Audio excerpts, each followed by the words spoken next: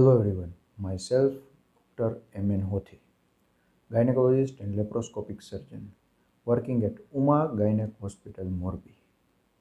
આજનો ટોપિક થોડોક સેન્સિટિવ છે. ટોપિક વિશે વાત કરતાં ગર્લ્સ અને લેડીઝ અચકાય છે, ક્યાંક ને ક્યાંક શરમ અનુભવે છે.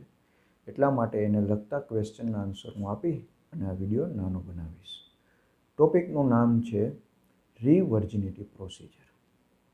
એટલે કે જ્યારે ગર્લ છે એ પુખ્તાવસ્થામાં પહોંચે ત્યારે ક્યારેક ફિઝિકલ રિલેશનશિપ રાખે છે, ત્યારે જે યોનિના ભાગમાં મેમ્બ્રેન હોય છે, હાઇમેન કહેવાય, મેમ્બ્રેન કહેવાય, સિમ્પલ લેંગ્વેજમાં પટલ કહેવાય અથવા સીલ કહેવાય, તો એ તૂટી જતું હોય છે.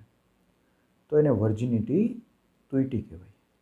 તો આવા ટાઈમમાં અમુક ટાઈમ પછી આ પટલ કે મેમ્બ્રેનની રચના ફરીથી કરી શકાય છે.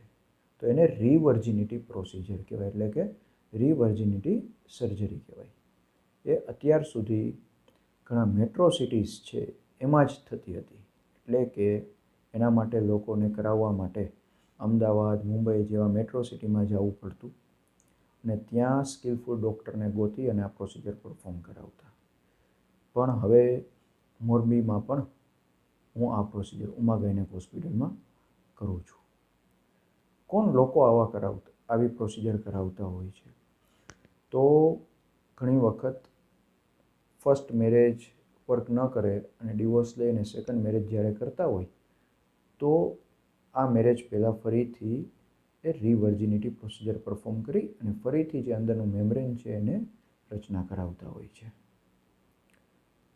ઘણી વખત વજાઇનલ ડિલિવરી એટલે કે નોર્મલ ડિલિવરી 2-3 થઈ હોય, યોનિનો ભાગ છે મોટો થઈ ગયો હોય. ઘણી વખત એક વખત વજાઇનલ ડિલિવરી થઈ હોય, નોર્મલ ડિલિવરી થઈ હોય અને યોનિનો ભાગ મોટો થઈ ગયો હોય તો આવા ટાઈમમાં પણ પટલની રચના કરી અને યોનિનો ભાગ નાનો કરી આ પ્રોસિજર દ્વારા નાનો કરી શકાય છે. અત્યારે ફાસ્ટ યુગમાં મેરેજ પહેલાં ઘણી વખતે ગર્લ્સ રિલેશનશિપમાં આવે છે અને મેરેજ ટાઈમે મૂંઝવણ થાય છે. તો આવા ટાઈમમાં પણ મેરેજ પહેલાં આ પ્રોસિજર પરફોર્મ કરી અને ફરીથી વર્જિન બની શકાય છે. આ પ્રોસિજરમાં હોસ્પિટલમાં કેટલા ટાઈમનો સ્ટે હોય છે એ જનરલી ક્વેશ્ચન થતો હોય. તો હોસ્પિટલમાં તમે જનરલી સવારના ટાઈમમાં આવો તો સાંજ સુધી છૂટા કરીને કે તમને ડિસ્ચાર્જ આપી દેવામાં આવે અને ડે ટાઈમ પ્રોસિજર જ કહેવાય. એટલે લાંબો ટાઈમ દાખલ થવાનું રહેતું નથી, કારણ કે સમાજમાં કોઈ પૂછશે કે ક્યાં ગયા, એટલે આ બીકને કારણે લોકોને જનરલી અંદરને અંદર મૂંઝાતા હોય છે.